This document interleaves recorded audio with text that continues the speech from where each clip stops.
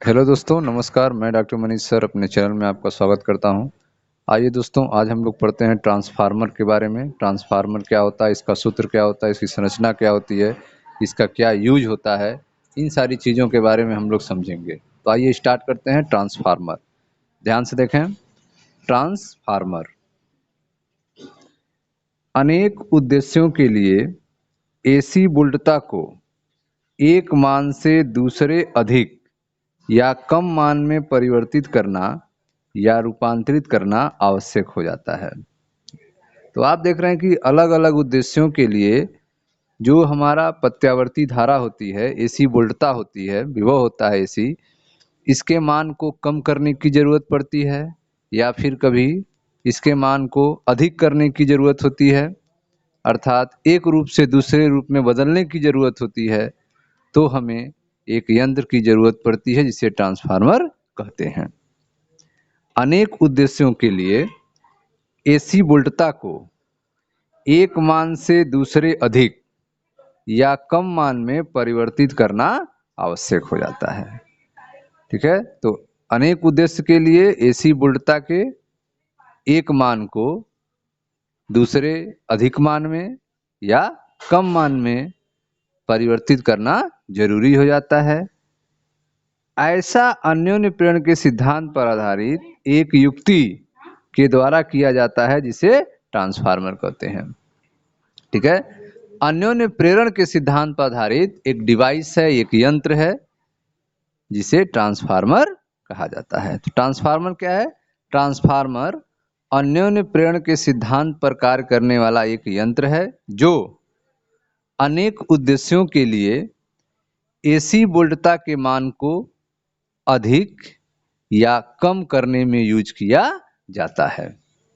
ठीक है, ट्रांसफार्मर अन्योन्य प्रेरण के सिद्धांत पर आधारित एक युक्ति है, ठीक है, एक यंत्र है जिसका उपयोग अनेक उद्देश्यों के लिए एसी वोल्टता के मान में दूसरे अधिक या कम परिवर्तित करने के लिए यूज करते हैं। अब इसके संरचना के बारे में अगर बात किया जाए, ट्रांसफार्मर की संरचना कैसी होती है, तो ट्रांसफार्मर में दो कुंडलियां होती हैं जो एक दूसरे से विद्युत रुद्ध होती हैं। ट्रांसफार्मर में दो कुंडली होती है, प्राथमिक कुंडली और द्वितीयक कुंडली। यह एक दूसरे से विद्युत रुद्ध होती हैं। वे एक कोमल लौह क्रेड पर लिपटी रहती हैं। जो कुंडलियां होती हैं उनको एक, ठीक है, नर्म लोहे के क्रोड पर लपेटकर तैयार किया जाता है। ट्रांसफार्मर दो कुंडलियां होती हैं। ट्रांसफार्मर कैसे बनी होती हैं? दो कुंडलियों के मिलने से बनी होती हैं जो एक दूसरे से विद्युत रुद्ध होती हैं। वे एक कोमल लौह क्रोड पर लिपटी रहती हैं। लपेटने की विधि, ठीक है, चित्र ए की भांति होती है जिसमें एक कुंडली दूसरी के ऊपर लिपटी हो, या फिर चित्र बी की भांति जिसमें दोनों कुंडलियां क्रोड की अलग अलग भुजाओं पर लिपटी होती हैं।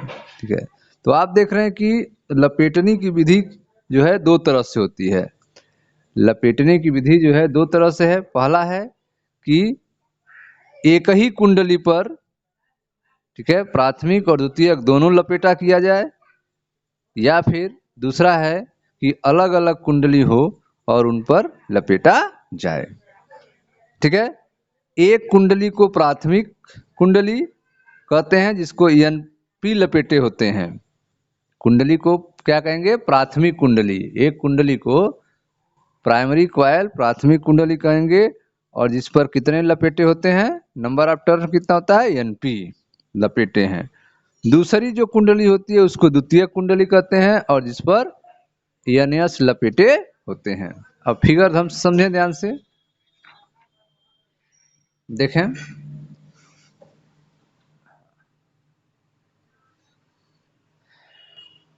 यहाँ पहला फिगर, जो पहला आपने चित्र ए की बात कही गई थी कि इसमें एक दूसरे के ऊपर ही, ठीक है, दो कुंडलियों को लपेटा जाता है। एक दूसरे के ऊपर ही दोनों कुंडलियों को लपेटा जाता है।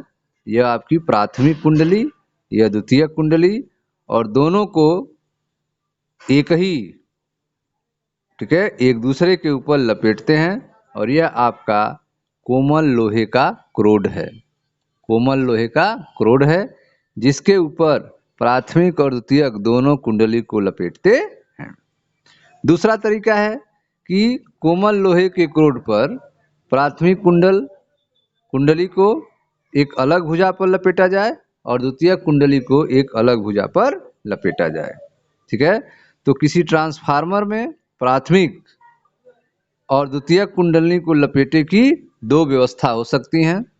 पहली व्यवस्था कौन सी हो सकती है लपेटने की? पहली व्यवस्था यह हो सकती है कि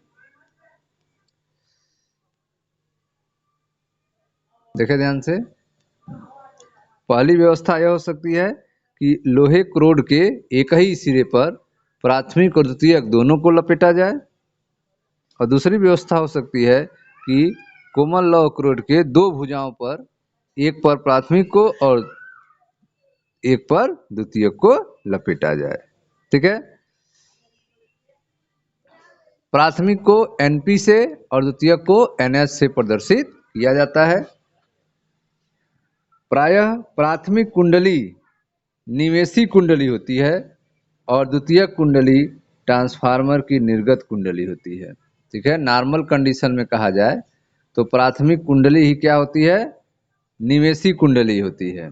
यहाँ देखें, प्राथमिक कुंडली, द्वितीयक कुंडली, प्राथमिक कुंडली को ही निवेशी कुंडली कहा जाता है नॉर्मल रूप से, जबकि द्वितीयक कुंडली को निर्गत कुंडली कहा जाता है। उसी तरह से जब एक ही भुजा पर लपेटे गए हों तो प्राथमिक कुंडली को, ठीक है, निवेशी कुंडली और द्वितीयक कुंडली को निर्गत कुंडली कहेंगे। ठीक है, हाँ, तो प्रायः प्राथमिक कुंडली को निवेशी कुंडली होता है और द्वितीयक कुंडली ट्रांसफार्मर की निर्गत कुंडली होती है। जब प्राथमिक कुंडली के सिरों के बीच, जब प्राथमिक कुंडली के सिरों के बीच प्रत्यावर्ती वोल्टता लगाया जाता है तो परिणामी धारा एक प्रत्यावर्ती चुंबकीय फ्लक्स उत्पन्न करती है। ठीक है, तो जब प्राथमिक कुंडली के सिरों के बीच में AC अप्लाई करेंगे, प्रत्यावर्ती धारा लगाएंगे, तो परिणामी धारा एक प्रत्यावर्ती चुंबकीय फ्लक्स उत्पन्न करेगी। ठीक है, जब प्राथमिक कुंडली के सिरों के बीच में प्रत्यावर्ती धारा लगाया जाएगा, प्रत्यावर्ती वोल्टेज लगाया जाएगा, जब प्राथमिक कुंडली के सिरों पर प्रत्यावर्ती वोल्टेज लगाया जाएगा तो परिणामी धारा जो है एक प्रत्यावर्ती चुंबकीय फ्लक्स उत्पन्न करेगी, जो द्वितीयक कुंडली से समायोजित होकर, ठीक है, जो द्वितीयक कुंडली से संयोजित होकर इसके सिरों के बीच एक EMF प्रेरित करती है।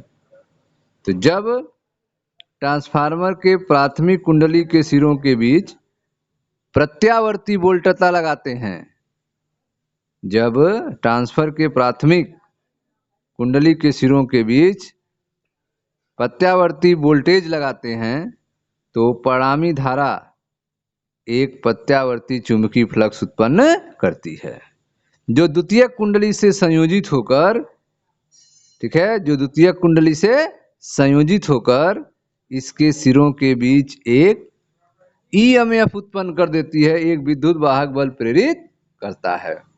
ठीक है, इस EMF का मान द्वितीयक कुंडली के फेरों की संख्या पर निर्भर करता है। यह जो EMF उत्पन्न हो रहा है, इलेक्ट्रोमोटिव फोर्स उत्पन्न हो रहा है, विद्युत वाहक बल, यह द्वितीयक कुंडली में फेरों की संख्या पर निर्भर करता है।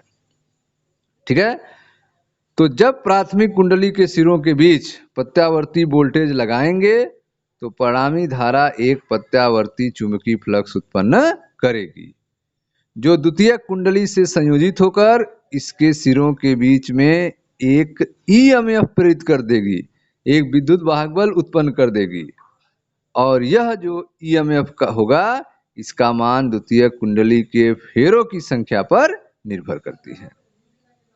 ठीक है, अब हम मान लेते हैं कि हमारा ट्रांसफार्मर जो है एक आदर्श ट्रांसफार्मर है। हमारा ट्रांसफार्मर कैसा है? एक आदर्श ट्रांसफार्मर है जिसकी प्राथमिक कुंडली का प्रतिरोध नगण्य है।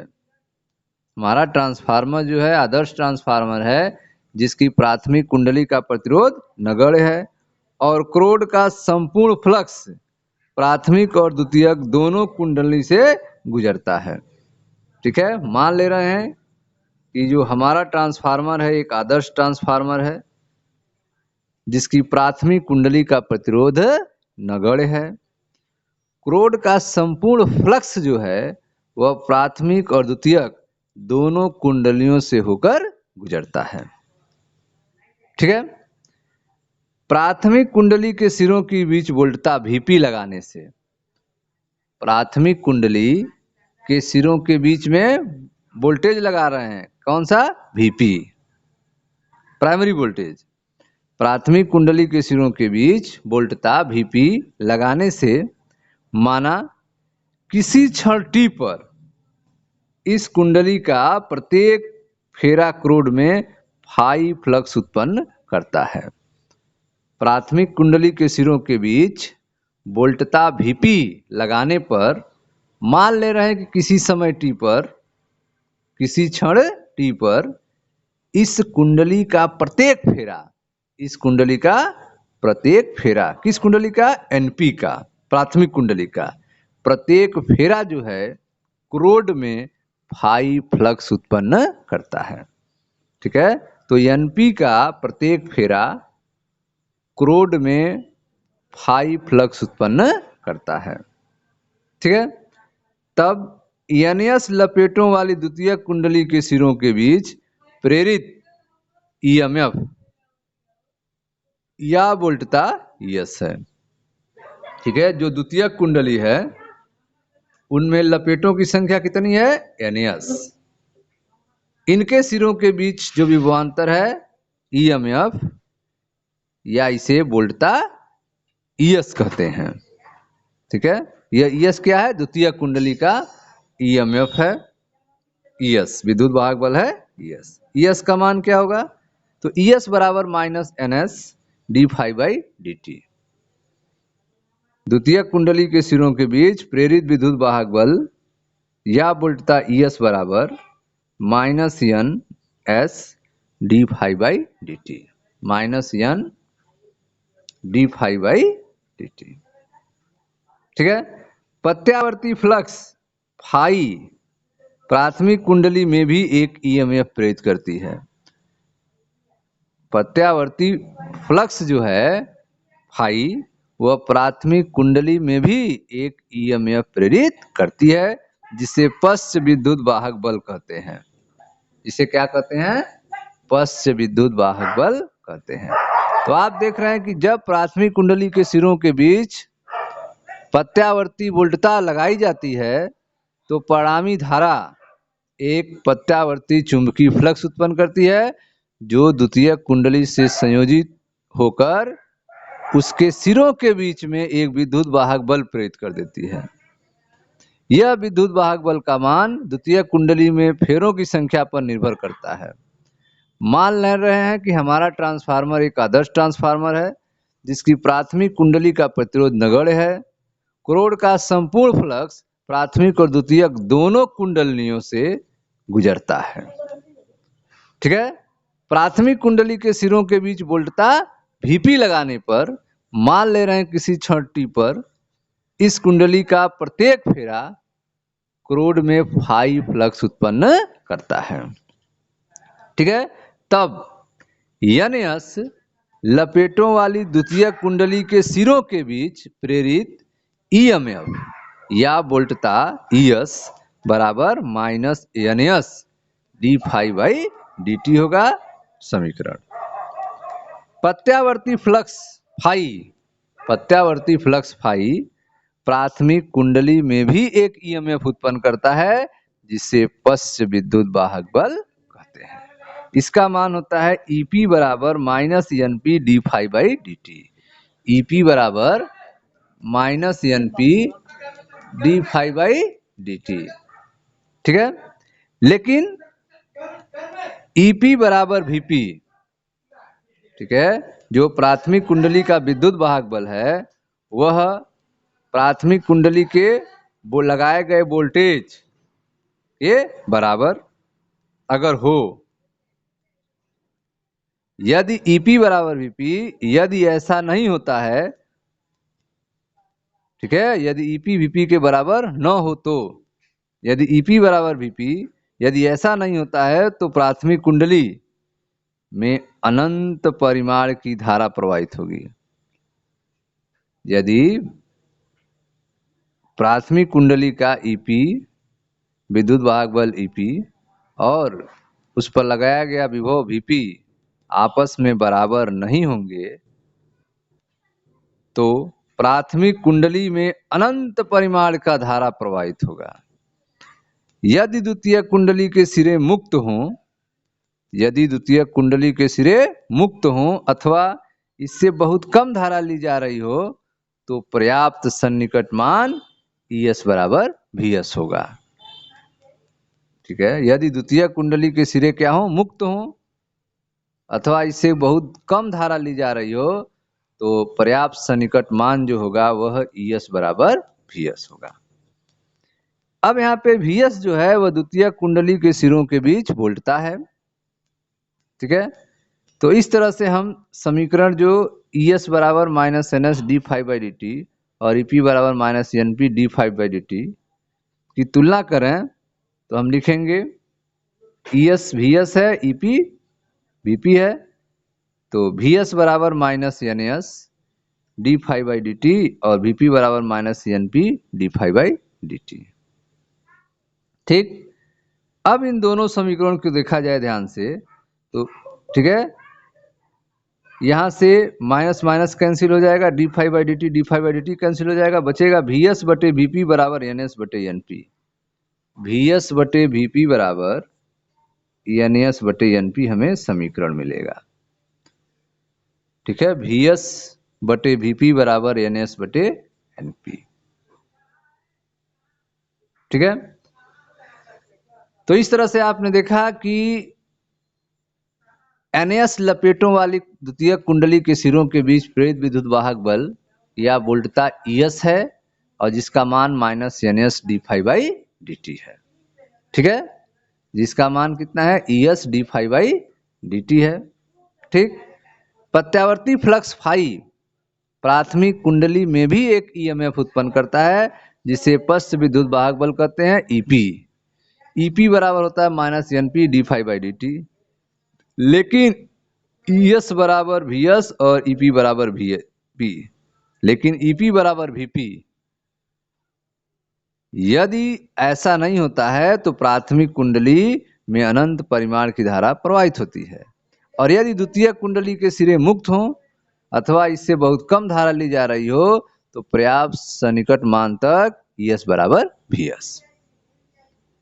अब यहाँ पे VS जो है द्वितीय कुंडली के सिरों के बीच वोल्टता है, ठीक है। तो अब हम समीकरण को ES की जगह पे VS और EP की जगह VP लिख सकते हैं। तो VS बराबर -NS d∅dt और VP बराबर -NP d∅dt।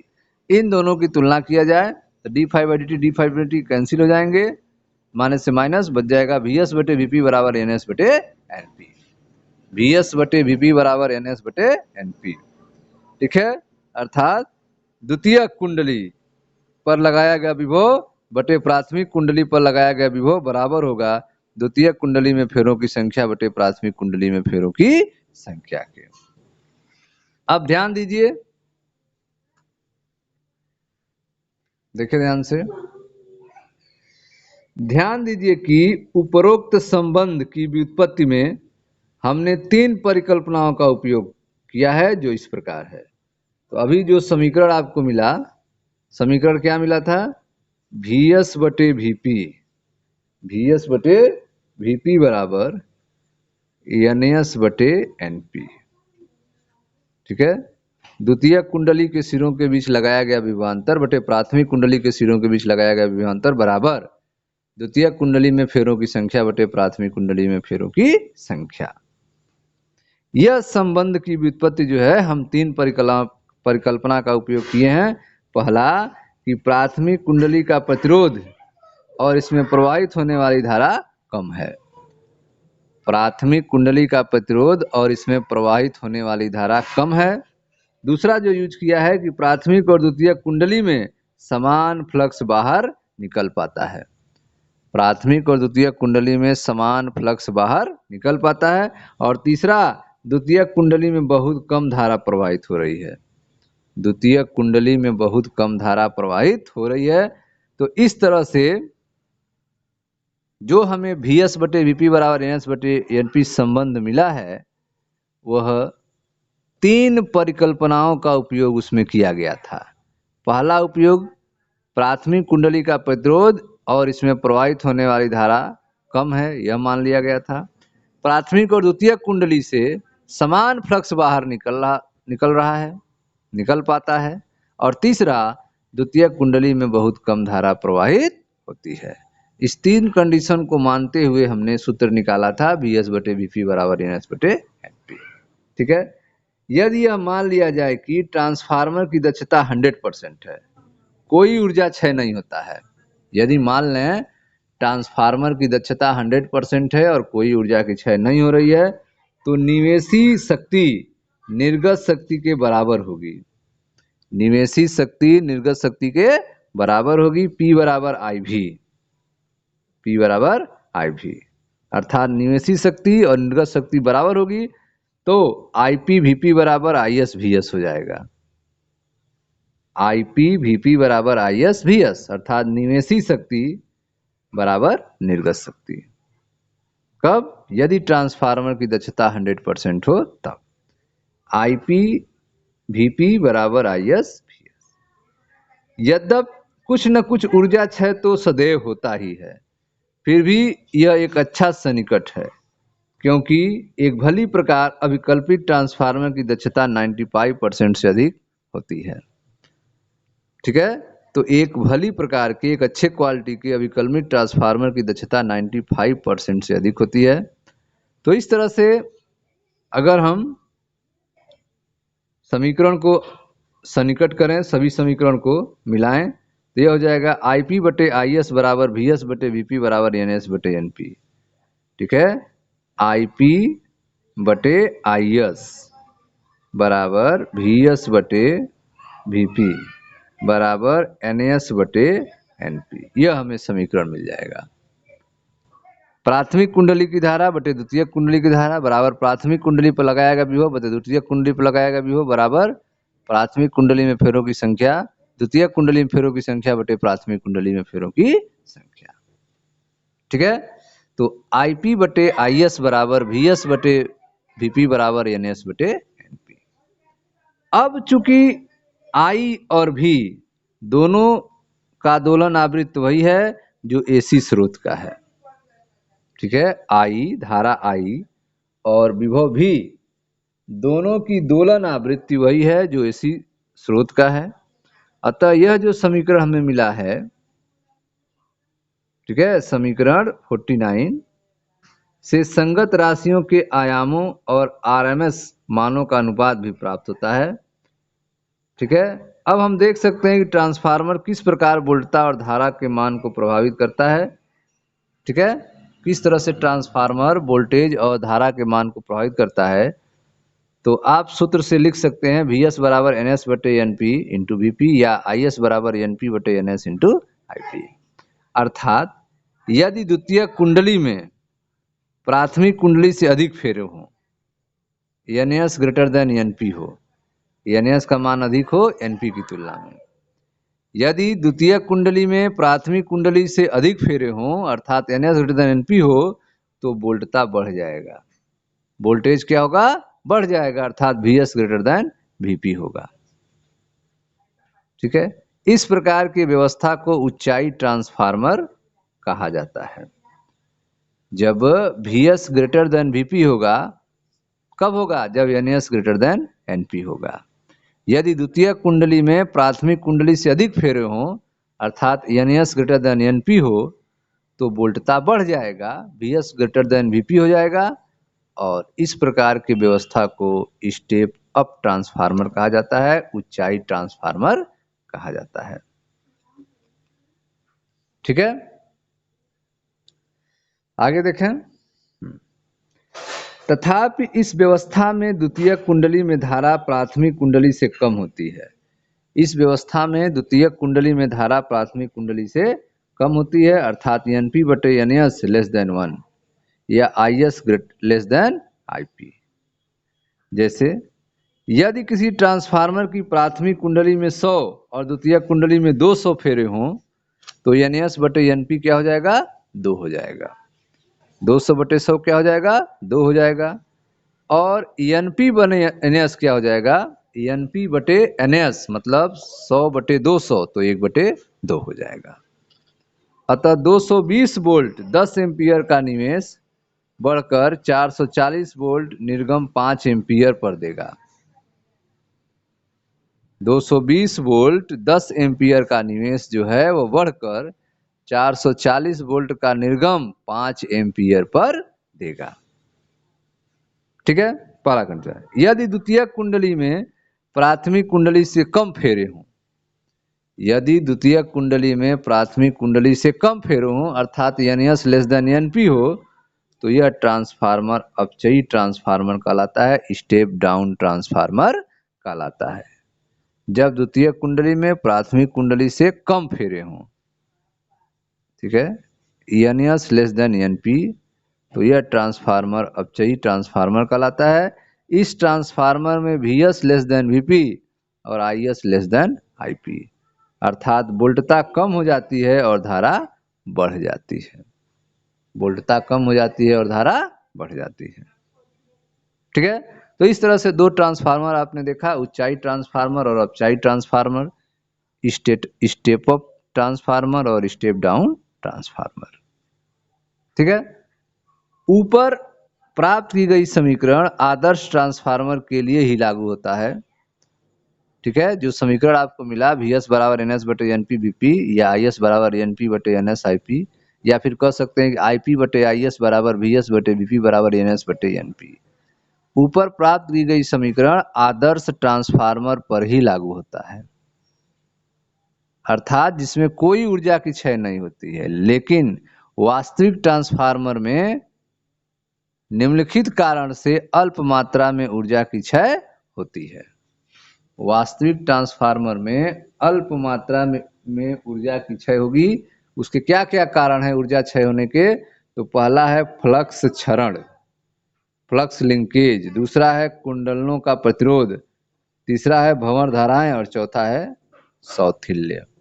ये 4 कारण हैं जिससे अल्प मात्रा में ऊर्जा का क्षय होता है। पहला कारण क्या है? पहला कारण है आपका फ्लक्स। सदैव कुछ न कुछ फ्लक्स तो क्षरित होता ही है। सदैव जो है कुछ न कुछ फ्लक्स का लीकेज तो होता ही है, अर्थात क्रोड के खराब अभिकल्पन या इसमें रही वायु रिक्ति के कारण प्राथमिक कुंडली का समस्त फ्लक्स द्वितीयक कुंडली से नहीं गुजरता है। प्राथमिक कुंडली का समस्त फ्लक्स द्वितीयक कुंडली से नहीं गुजरता है। क्यों नहीं गुजरता है? क्योंकि क्रोड के खराब अभिकल्पन के कारण या फिर इसमें रही वायु रिक्ति के कारण सदैव कुछ न कुछ फ्लक्स में क्षरण होगा। प्राथमिक और द्वितीयक कुंडलियों को एक दूसरे के ऊपर लपेटकर फ्लक्स क्षरण को कम किया जाता है। प्राथमिक और द्वितीयक कुंडलियों को एक दूसरे के ऊपर लपेटकर फ्लक्स लिंकेज को कम किया जाता है, फ्लक्स क्षरण को कम किया जाता है। ठीक है, तो फ्लक्स क्षरण एक पहला कारण था अल्प मात्रा में ऊर्जा क्षय का, जिसमें आपने देखा कि सदैव कुछ न कुछ फ्लक्स तो क्षरित होता ही है, अर्थात क्रोड के खराब अभिकल्पन या इसमें रही वायु रिक्ति के कारण प्राथमिक कुंडली का समस्त फ्लक्स द्वितीयक फ्लक्स क्षरण को कम करता है। समस्त फ्लक्स कुंडली से नहीं गुजरता है। प्राथमिक और द्वितीयक कुंडलियों को एक दूसरे के ऊपर लपेटकर फ्लक्स क्षरण को कम किया जा सकता है। अगला जो कारण है वह कुंडलों का प्रतिरोध। कुंडलों का प्रतिरोध अर्थात कुंडलियां बनाने में लगे तारों का कुछ न कुछ प्रतिरोध होता ही है। जो कुंडलियां बनाते हैं उसमें लगे तारों का कुछ न कुछ प्रतिरोध होता है। और इसलिए इन तारों में उत्पन्न ऊष्मा I²R के कारण ऊर्जा क्षय होता है। कुंडलियां बनाने में लगे तारों का कुछ न कुछ प्रतिरोध होता है और इसलिए इन तारों में उत्पन्न ऊष्मा I²R के कारण ऊर्जा क्षय होता है। उच्च धारा निम्न वोल्टता कुंडलों में मोटे तार का उपयोग करके, उच्च धारा निम्न वोल्टता कुंडलों में मोटे तार का उपयोग करके इसमें होने वाले ऊर्जा क्षय को कम किया जाता है। अगर कुंडलों में मोटा तार यूज किया जाएगा तो इससे ऊर्जा क्षय कम हो जाएगा। तो आपने देखें कुंडलों का प्रतिरोध, कुंडलियां बनाने में लगे तारों का कुछ न कुछ प्रतिरोध होता ही है और इसलिए इन तारों में उत्पन्न ऊष्मा I²R के कारण ऊर्जा क्षय होता है। उच्च धारा निम्न वोल्टता कुंडलों में मोटे तार का उपयोग करके इनमें होने वाले ऊर्जा क्षय को कम किया जा सकता है। अगला जो कारण है ऊर्जा क्षय का वह है भंवर धाराएं। भंवर धाराएं प्रत्यावर्ती चुंबकीय फ्लक्स लौह क्रोड में भंवर धाराएं प्रेरित करके इसे गर्म कर देता है। प्रत्यावर्ती चुंबकीय फ्लक्स जो है लौह क्रोड में भंवर धाराएं उत्पन्न कर देता है जिससे यह गर्म हो जाता है। स्तरित क्रोड का उपयोग करके इस प्रभाव को कम किया जाता है। ठीक है, स्तरित क्रोड का उपयोग करके भंवर धाराओं को कम किया जाता है, गर्म होने को कम किया जाता है। तो प्रत्यावर्ती चुंबकीय फ्लक्स लौह क्रोड में भंवर धाराएं प्रेरित करके इसे गर्म कर देता है। स्तरित क्रोड का उपयोग करके इस प्रभाव को कम किया जाता है। अगला जो कारण है वह है शैथिल्य, हिस्टेरेसिस, शैथिल्य। प्रत्यावर्ती चुंबकीय क्षेत्र द्वारा क्रोड का चुंबकन बार बार उत्क्रमित होता है। प्रत्यावर्ती चुंबकीय क्षेत्र द्वारा क्रोड का चुंबकन जो है वह बार बार उत्क्रमित होता है। इस प्रक्रिया में व्यय होने वाली ऊर्जा क्रोड में ऊष्मा के रूप में प्रकट होती है। प्रत्यावर्ती चुंबकीय क्षेत्र द्वारा क्रोड का चुंबकन बार बार उत्क्रमित होता है। इस प्रक्रिया में व्यय होने वाली ऊर्जा क्रोड में ऊष्मा के रूप में प्राप्त होती है। कम शौथिल्य वाले पदार्थ के क्रोड में उपयोग करके इसके प्रभाव को कम रखा जा सकता है। कम शौथिल्य वाले पदार्थ का क्रोड में उपयोग करके इस प्रभाव को कम किया जा सकता है। ठीक है, तो शौथिल्य आप देख रहे हैं कि शौथिल्य क्या होता है। तो प्रत्यावर्ती चुंबकीय क्षेत्र द्वारा क्रोड का चुंबकन बार बार उत्क्रमित होता है। इस प्रक्रिया में व्यय होने वाली ऊर्जा क्रोड में ऊष्मा के रूप में प्रकट होती है। कम शौथिल्य वाले पदार्थ का क्रोड में उपयोग करके इस प्रभाव को कम रखा जा सकता है। ठीक है, अब हम देखेंगे ट्रांसफार्मर का यूज क्या होता है, ट्रांसफार्मर का क्या उपयोग है। विद्युत ऊर्जा का लंबी दूरियों तक बड़े पैमाने पर संप्रेषण और वितरण करने के लिए ट्रांसफार्मर का उपयोग किया जाता है। ठीक है, विद्युत ऊर्जा को लंबी दूरियों तक भेजने के लिए, वितरण के लिए ट्रांसफार्मर का यूज किया जाता है। जनित्र की निर्गत वोल्टता को उच्चायित किया जाता है। ठीक है, जनित्र की निर्गत वोल्टता को उच्चायित किया जाता है। क्यों? ताकि धारा कम हो जाए और परिणाम स्वरूप I² हानि घट जाती है। तो जनित्र की निर्गत वोल्टता को उच्चायित किया जाता है जिससे धारा कम हो जाती है और I²R हानि घट जाता है, ऊष्मा क्षय कम हो जाती है। इसकी लंबी दूरी के उपभोक्ता के समीप स्थित क्षेत्रीय उप स्टेशन तक प्रेषित किया जाता है। लंबी दूरी के उपभोक्ता के समीप स्थित क्षेत्रीय उप स्टेशन तक प्रेषित किया जाता है। वहाँ वोल्टता को अपचयित किया जाता है, वहाँ वोल्टेज को डाउन किया जाता है। वितरण उप स्टेशनों या खंभों पर फिर से अपचयित करके 240 वोल्ट की शक्ति आपूर्ति हमारे घरों को पहुंचाई जाती है। ठीक है, तो लंबी दूरी के उपभोक्ता के समीप स्थित क्षेत्रीय उप स्टेशन तक संप्रेषित किया जाता है और वहां से वोल्टता को अपचयित किया जाता है। वितरण उप स्टेशन और खंभों द्वारा फिर से अपचयित करके 240 वोल्ट की शक्ति हमारे घरों को पहुंचाई जाती है। ठीक है, 220 वोल्ट की शक्ति हमारे घरों को पहुंचाई जाती है। तो यह था स्टूडेंट ट्रांसफार्मर के बारे में। मिलते हैं नेक्स्ट वीडियो में। Thank you.